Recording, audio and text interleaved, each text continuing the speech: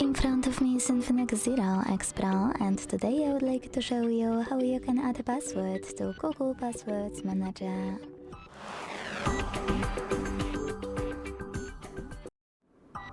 Begin by opening Settings and scrolling down to hit Privacy section.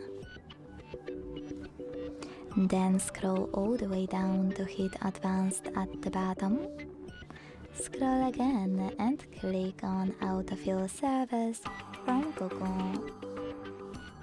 Finally, you can hit Passwords here and select Add Password at the top to input all of those informations. You can type in any website or hit Select App and tap on a chosen one. Then enter your username, email or phone number, password, and even take some helpful notes. When you're finished, hit Save at the top right corner. Thanks so much for watching. If you enjoyed this video, leave a like, comment and subscribe. Bye!